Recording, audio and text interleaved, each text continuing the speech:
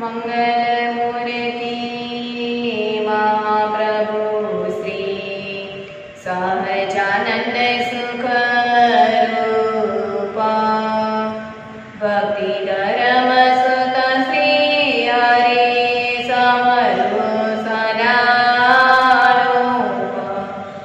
परम कृपाळु છો તમે શ્રી કૃષ્ણ સર્વાધીશ પ્રથમ તમને પ્રાણમો નમો વરમવારમુસીસ નમો વરમવારમુસીસ ઓમ શ્રી સ્વામિનારાયણાય નમો નમઃ શ્રી પૂર્ણ પુરુષોત્તમાય શ્રી ઘનશ્યામાય શ્રી સહજાનંદ સ્વામીને નમો નમઃ જય સ્વામી જય સ્વામી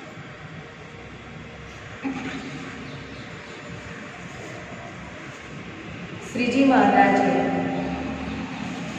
આપણને કૃપા કરીને આવો સંતોનો ઉત્તમ યોગ આપ્યો છે. આ ભવસાગર તરવા માટેનું આ એક જહાજ છે, આ વહાણ છે. ભવસાગર તરવા માટેનો આ એક માનવ દેહ છે. આ દેહને કરીને ભવસાગર પાર થઈ જાય છે. પણ વાહન તો સુંદર અને સરસ મજાનું છે, પણ એમાં કેવટ ન હોય તો એ વાહન શું કામ? કેવટ વગર આપણે પાર પડી શકવાના નથી. વાહન ચલાવવા વાળો તો જોઈશે ને. એક કેવટ રૂપી આપણે સંત છે. એ સંત હશે તો જ આપણે આ ભવસાગર પાર કરી શકીએ છીએ. એવી સરસ ગાડી હોય છે, 20-25 લાખની ગાડી હોય, પણ ચાવી પણ નાખીને તૈયાર હોય, પણ સ્ટેરિંગ ઉપર ચલાવવા વાળો ડ્રાઈવર ન હોય તો ગાડીની શું કિંમત?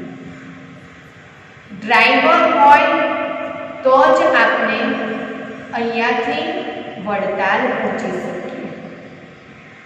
ડ્રાઈવર ન હોય તો કેવી રીતે જવાય? હમણાં અમારે ગાડી આપવા વાળા ઘણા માણસો હતા, પણ ચલાવવા માટે ડ્રાઈવર તરીકે કોઈ આવવા તૈયાર નથી. ગાડી તો તમારે જેટલી જોઈએ એટલી, પણ ડ્રાઈવર ન હોય એને શું કરવાનું? ખાલી જોવાની જ હોય. એમ આ માનવ દેહ છે. આપણે દેહ તો મોઘો મૂલ્ય અમૂલ્ય આ દેહ મળી તો ગયો છે, પણ એને સદમાર્ગે ચલાવવા માટે, સદમાર્ગ પર ચાલવા માટે જો આવા સંતો હોય તો જ આપણે ચાલી શકીએ. સંત ન હોય તો આપણે અક્ષરધામ આપણને મળતું નથી. સંતના યોગ, સંતના માધ્યમ, સંતના સમાગમ, સત્પુરુષનો સહવાસ કરવાથી જ આપણને એવું ભગવાનનું ધામ મળતું હોય છે. આપણને આવા સંતો મળે તો આપણું કામ થઈ જાય છે, નહીં તો ના થાય. સાચા સંતોનો યોગ મળ્યો. હવે જો આપણે ભવસાગર તરી જઈએ, પણ ભજન ભક્તિ સાથોસાથ કરીએ તો આપણે ભવસાગર તરી જઈએ. નહીં તો ભજન ભક્તિ ન કરીએ, સંતનો સમાગમ ન કરીએ તો ભગવાનના ગુનેગાર થઈશું. ભગવાને આપણને ભજન ભક્તિ કરવા માટે મોકલા અને આપણે ભજન ભક્તિ ન કરીએ એટલે એના ગુનેગાર છીએ.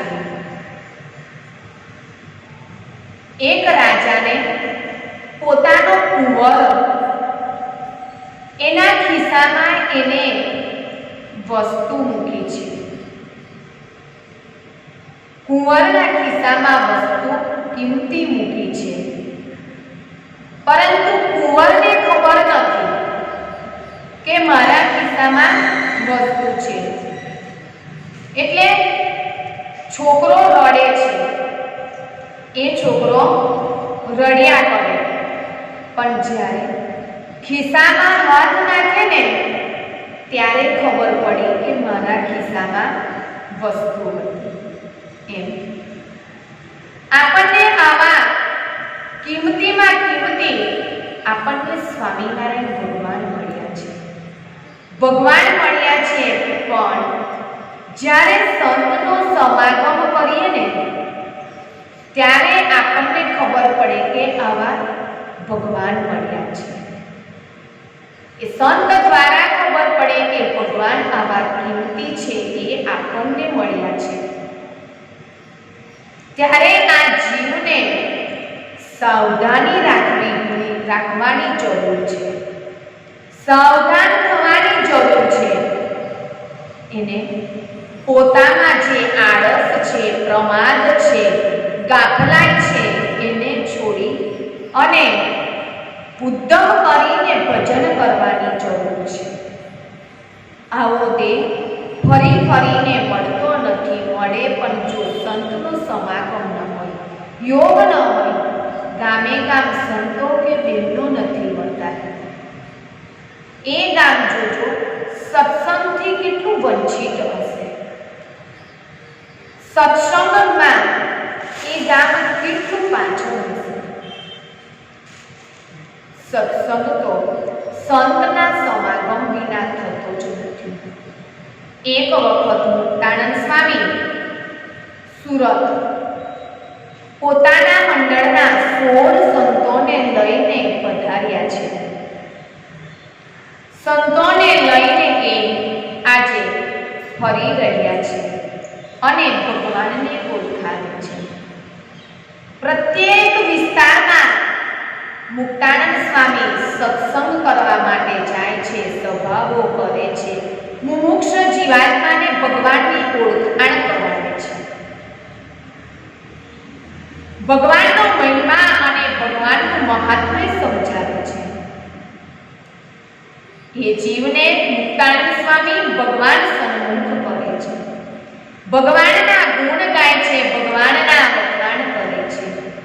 ભગવાનની લીલા ચરિત્ર આજે દરેક મુમુક્ષ જીવાત્માને સમજાવે છે. અને જોડીમાં જે મળે તે ખાય છે. જે માણસો જે વસ્તુ આપે એ લઈને એ જમે છે. એક દિવસ એક માણસે લોટમાં ઝેર ભેળવીને આપ્યું છે અને એ લોટ જોડીમાં મૂકી દીધો છે. સ્વામીને ખબર નથી કે આ લોટમાં ઝેર ઉમેરેલું છે. સ્વામી પોતાના નિવાસ સ્થાને આવ્યા છે. રોજિંદી ક્રિયા કરે છે. રોજ લાવી અને પછી એનો ધાણ કરી અને પછી સંતો જમે છે. આ લોટ હતો. એ લોટને બાટી બનાવી અને ઠાકોરજીને થાળ ધરાવ્યો. ઠાકોરજીને થાળ ધરાવી અને જેટલા સંતો હતા તેટલા બધા સંતો ભેગા મળી અને એ જમી રહ્યા છે. સંતો જમીને બેઠા છે એટલામાં તો દરેક સંતને નસે નસમાં રગે રગમાં ઝેર વ્યાપ્યા લાગ્યું છે. એટલે બેઠા બેઠા જ સંતો તો ચક્કર ભમર થઈ અને ઢળી પડ્યા છે ધરતી ઉપર.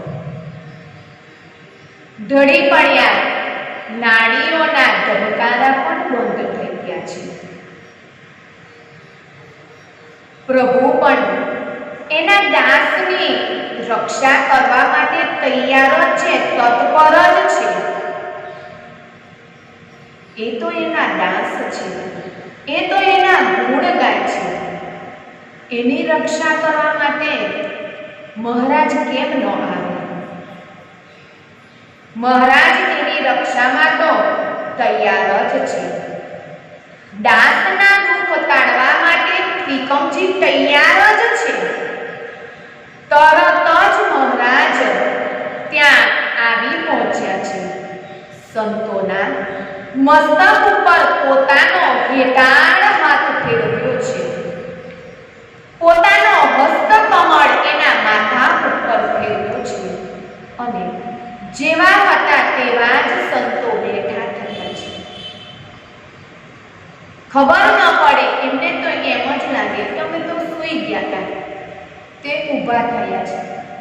શું થયું હતું એ પણ એમને ખબર નથી. એવી અવસ્થાથી મહારાજે એમને બેઠા કર્યા છે. મીરાબાઈને ઝેર આપ્યું. મીરાબાઈને પીવા ઝેર આપ્યું ને તો ઝેર પણ એ અમૃત બન્યું. એ કોને? એ મારા વાલા નાથે કર્યું છે. એ ઝેરને પણ અમૃત કરે છે. ભગવાનના ભક્તની લાજ રાખે છે તો ભગવાન એના દાસની કેમ ન રાખે? એના દાસ છે, એની રક્ષા કરવા માટે તો એ આવે છે. એ ઝેરને પણ આજે મીરાબાઈએ પ્રભુ સ્મરણ કરતા કરતા, ભગવાનનું સ્મરણ કરતા કરતા ઝેરને પી ગયા તો ઝેર પણ શું થયું? અમૃત થયું છે. એ ઝેર અમૃત થયું છે. ભગવાનનું નામ લેતા લેતા આ ઝેર પીધું તો પણ અમૃત થઈ જાય છે. એટલે જ આપણે કહીએ છીએ જે કંઈ ખાવ પીવો એ ભગવાનનું નામ લઈને જ ખાવ. ભગવાનનું નામ લીધા વગર ખાવું જ નહીં. ભગવાનનું નામ લઈને જ જમવું, ભગવાનનું નામ લઈને જ પીવું. એટલું બોલવાથી શું જાય છે? એમ આપણે આખા ગામની પંચાયત કરતા હોય, આખા ગામનું બોલતા હોય, એમાં શું પુણ્ય મળતું હોય છે? આ બોલવાથી આપણને પુણ્ય મળે છે. ભગવાનનું સ્મરણ કરીને જ એવો જ ભટકો રાખવો જોઈએ. ભગવાનનું નામ બોલીને જ જમવું, ભગવાનનું નામ લઈને જ ખાવું. આ એક આપણું જીવનનું ધ્યેય કરવું. આ કથા આપણને સમજવા જેવી જ છે કે સંતોને રાજી ન કરી શકીએ તો ઝેર આપીને શા માટે આપણે ઘટકી થવાની જરૂર છે? રાજી ન કરીએ તો ઘટકી શું કામ થઈએ? કે સંતોને રાજી ન કરી શકીએ તો ઝેર જેવા કડવા વચન બોલીને શા માટે સંતોને સંતાપવાના છે? એ કંઈક આપણા જીવનું શ્રેય કરશે, શ્રેય આપણા જીવનું સારું કરશે. આપણે કંઈ એનું સારું નથી કરવાના, એ હશે તો આપણું સારું થશે. તમે હશો ને એનું સારું થશે એવી વાત નથી. તો કોઈ સંતને સંતાપવાની જરૂર નથી. પુરાણોની કથા હતી. રાવણ અને કંસ હતા એ કેવા રાક્ષસો હતા. એના માટે સિંગડા નહોતા.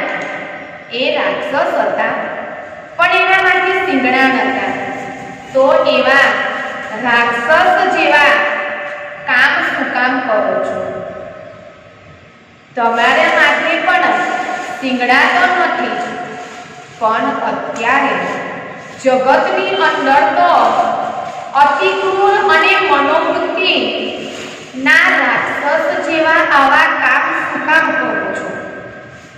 જેને સંતને ઝેર આપ્યું તેને જ જે સંતોને આ ઝેર આપ્યું છે ને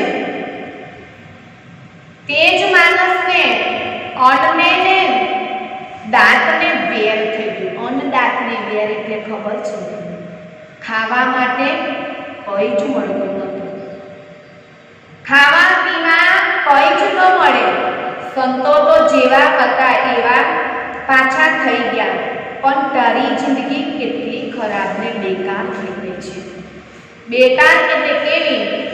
એને પેટમાં અન્ન પણ તકતું નહોતું, એવો એને રોગ થયો છે. અન્ન ન તકે એવો ભયાનક મહાભયાનક એવો રોગ થયો છે. કરેલા કર્મ જીવાત્માને અહીંયા જ ભોગવવાના છે. જ્યાં કરો છો ત્યાં જ ભોગવવાનું છે.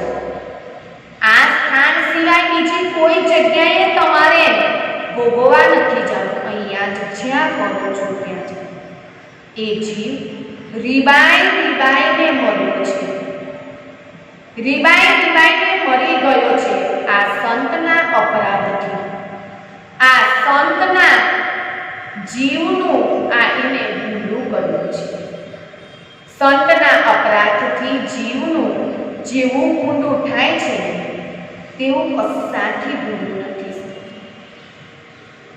સંતના અપરાધથી જેવું આપણા જીવનમાં દુઃખ આવે છે એવું બીજા કશાથી દુઃખ નથી આવતું. તેવું કોઈથી પણ દુઃખ નથી આવતું. આ અપરાધનું ફળ તો ભોગવવું જ પડે છે. માટે અપરાધ તો કરવો જ નહીં, સંતનો દ્રોહ પણ નહીં કરવો. આજે સવારની કથામાં જ અમારે રોજ વચનામૃત વાંચીએ, એમાં જ વડતાલના 14મા વચનામૃતમાં આજે વાત આવી કે વર્ણાશ્રમનો ધર્મ પાળે છે. વર્ણાશ્રમના જે ધર્મ કયા છે ધર્મ પાળે છે એને માણસ ધર્મી જાણે છે. અને એ વર્ણાશ્રમના ધર્મ પાળવાથી એને ખૂબ પુણ્ય મળ્યું છે. એને ઘણું પુણ્ય પ્રાપ્ત કરી લીધું છે. પણ એક સંતનો દ્રોહ કર્યો છે, એક સંતનો અપરાધ કર્યો છે.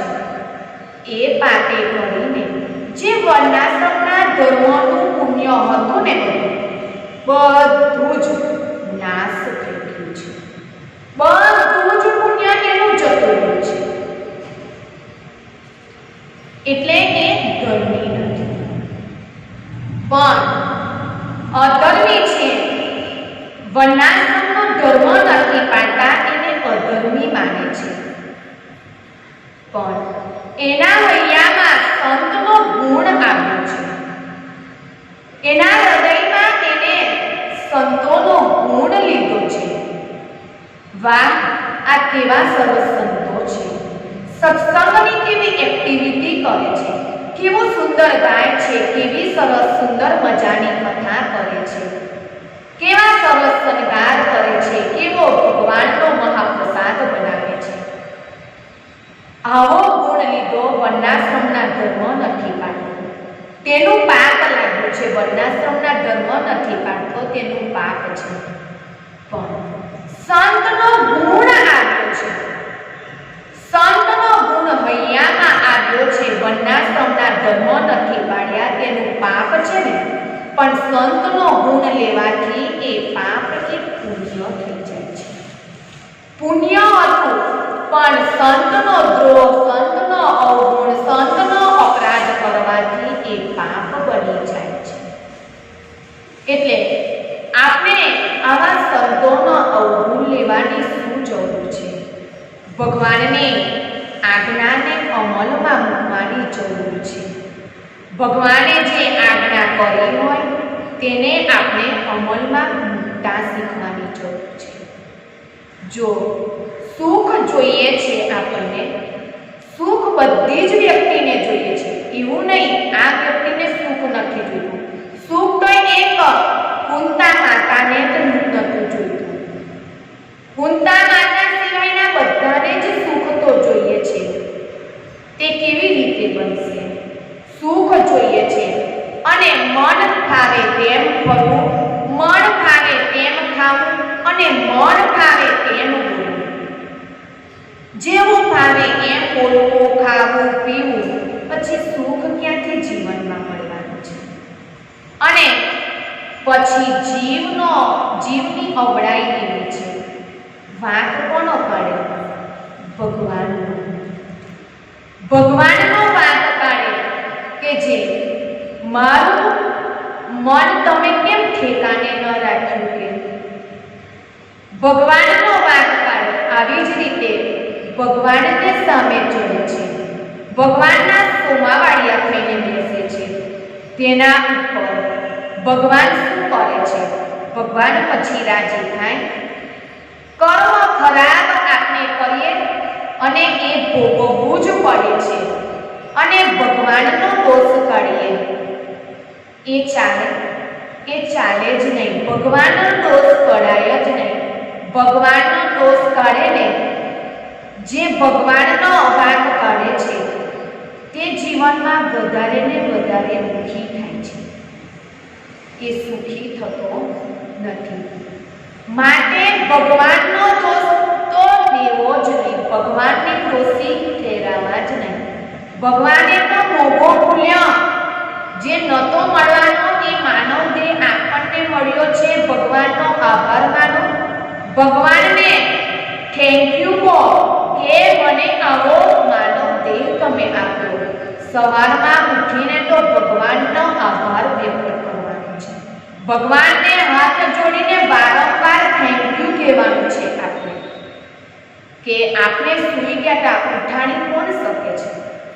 આ ભગવાને ઉઠાડ્યા ત્યાર તો આપણે પૂજા પાઠ સેવા કરતા થયા.